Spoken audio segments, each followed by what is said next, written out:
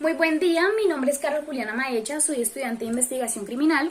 En estos momentos me encuentro cursando laboratorio forense con mi sargento Salazar y me gustaría brindarles una breve explicación de lo que llevamos hasta el momento. Principalmente hay que tener muy claro que el laboratorio forense es el conjunto de procedimientos técnicos y científicos para el reconocimiento o la identificación de cualquier objeto que sirva como elemento material probatorio o evidencia física. En primera instancia, hemos trabajado lo que son los tóxicos. El tóxico es una sustancia que genera un daño en el organismo. Estos los podemos encontrar en estados gaseoso, orgánico, mineral y volátil, con un origen mineral, vegetal o animal. En cuanto a su paso por el organismo, pues este tiene un recorrido. Inicialmente, pues empieza con la absorción de la sustancia, luego de esto está la distribución, que es cuando se reparte por todo el organismo, está la fijación, luego tenemos lo que es la transformación, que es cuando empieza a generar efectos en el organismo, y por último la eliminación de la sustancia. Este en el organismo suele generar síntomas generales como lo es las náuseas, el vómito, el dolor abdominal, el dolor de cabeza, también la diarrea, en casos taquicardia y bravicardia. En cuanto a la gravedad, para esta es importante que se tenga en cuenta lo que es el tipo de tóxico, saber qué tóxico es, conocer la tolerancia del individuo para así mismo saber qué tanto le va a afectar y la concentración que tenga este en la sangre. Son tres factores que son muy importantes que se tengan en cuenta. Hay como dato, cabe decir que la intoxicación más común que se da es la intoxicación por monóxido de carbono. Esa es una de las intoxicaciones en las que más casos se presentan. Trabajamos tóxicos como lo es el cianuro, que tiene como característica muy propia lo que es un olor a almendras en las vísceras, en los intestinos. El fósforo, que tiene un olor a ajo, son características particulares de estos tóxicos. El plomo, que cuenta con dos, que es un color azul en la encía se presenta azul, y también cuenta con una característica, el característico signo de mano de cuerno. Es un signo así que se presenta en la mano. El arsénico, que es el que presenta una mano de garra. También lo que es el mercurio, este mercurio ataca principalmente lo que son los riñones y usualmente la persona tiende a fallecer en 24 horas máximo. También lo que es el talio y la escopolamina. La escopolamina es más que todo utilizada para someter a las personas y poderlas manejar a voluntad propia.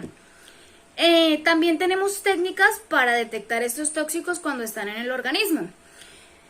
Principalmente trabajamos tres. Tenemos lo que es la técnica del EMIT, que es la técnica inmunoexperimental de enzimas multiplicadas, que es aquella que nos sirve para detectar cualquier tóxico que se encuentre en el torrente sanguíneo.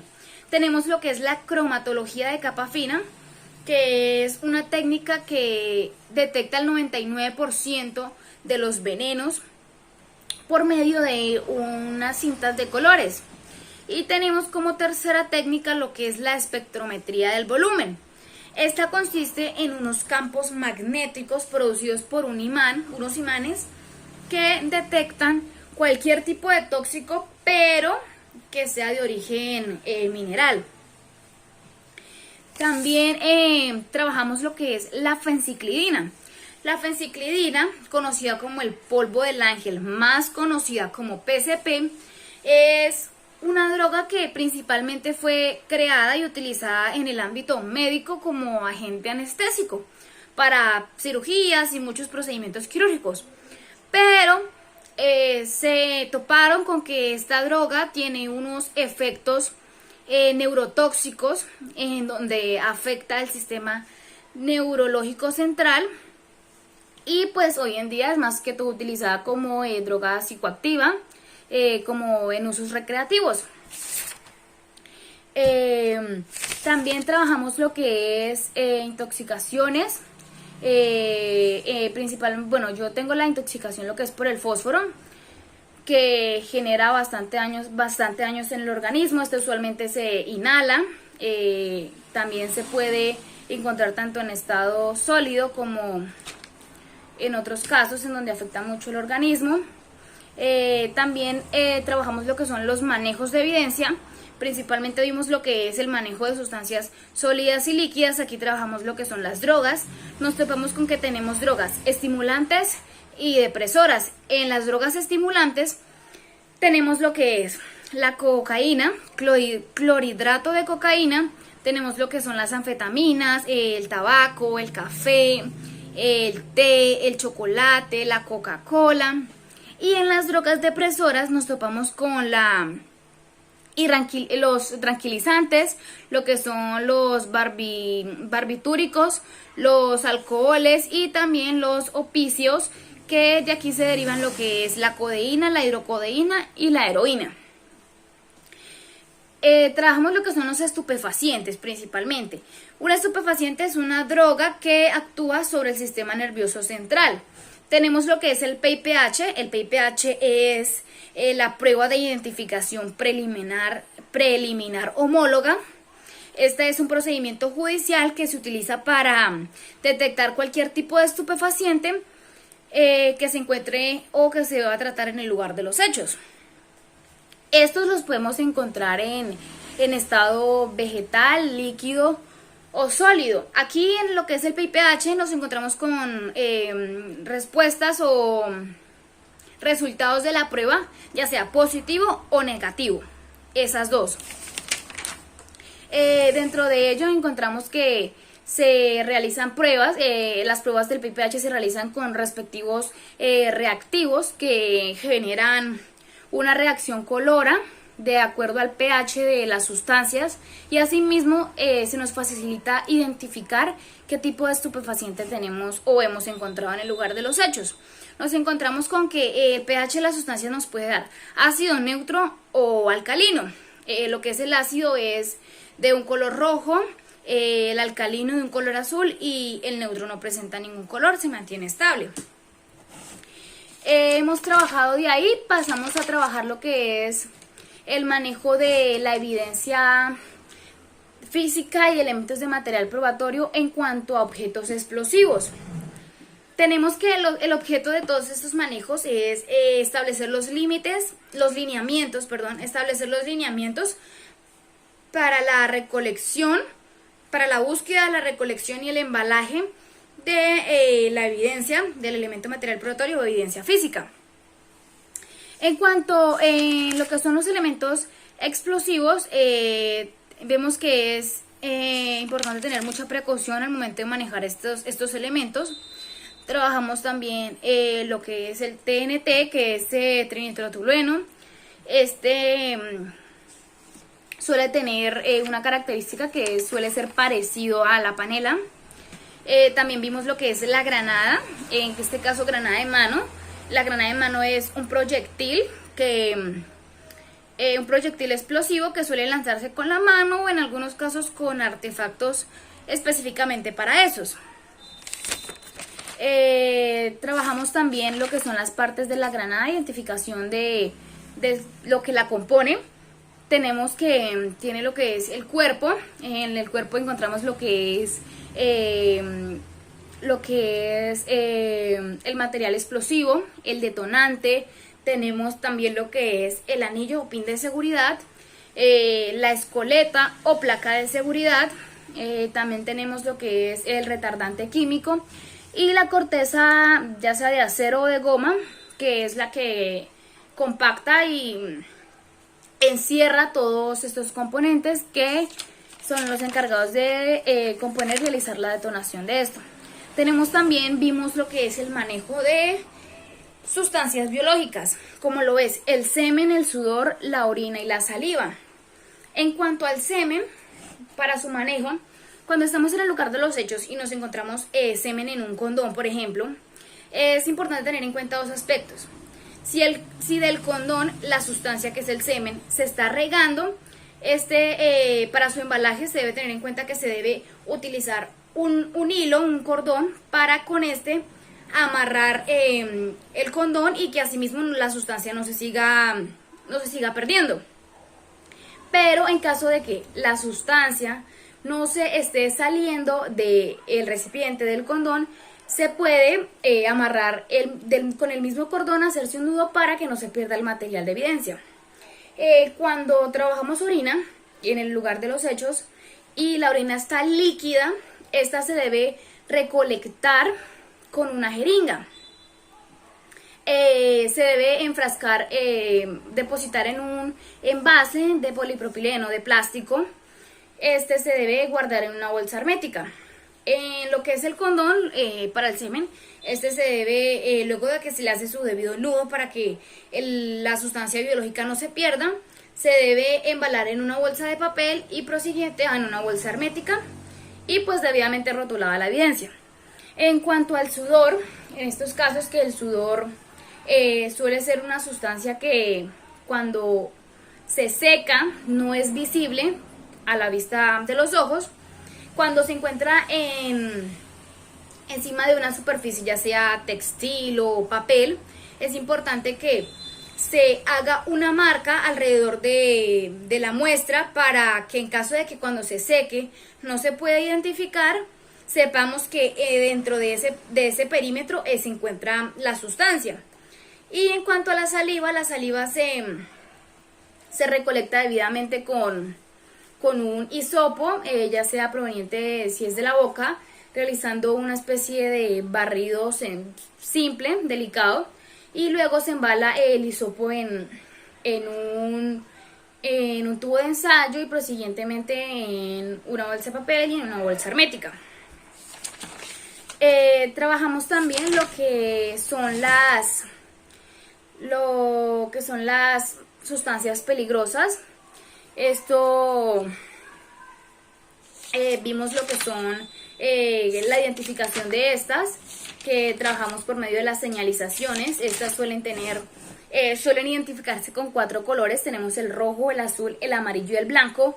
El amarillo es la reactividad de la sustancia, el rojo es la inflamabilidad y el azul son los riesgos hacia la salud, que presenta riesgos hacia la salud, y el blanco son riesgos especiales o específicos.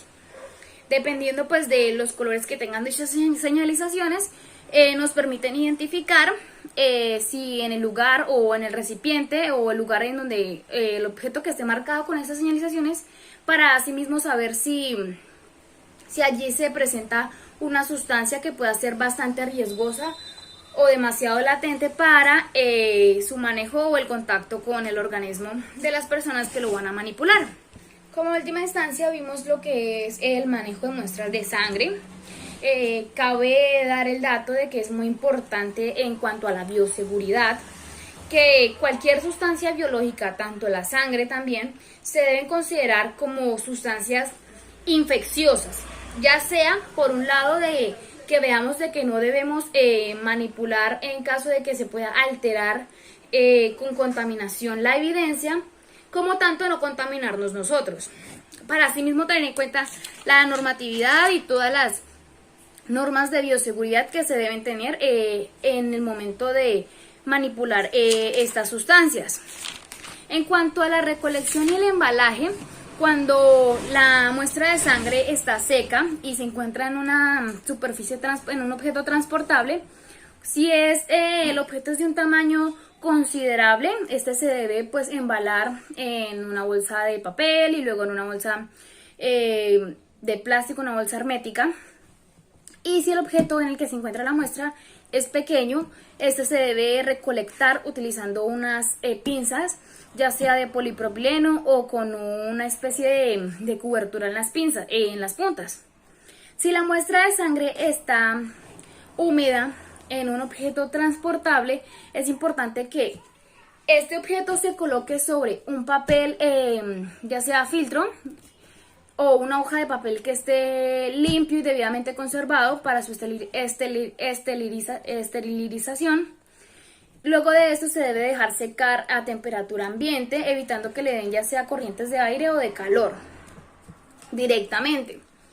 Y luego de esto, cuando la muestra ya está seca en el papel, es importante que se recolecten cualquier tipo de pequeña muestra que se haya desprendido del papel en el momento del proceso del secado. Asimismo, se debe hacer su debida embalación en bolsas de papel y bolsas herméticas con su respectivo rótulo.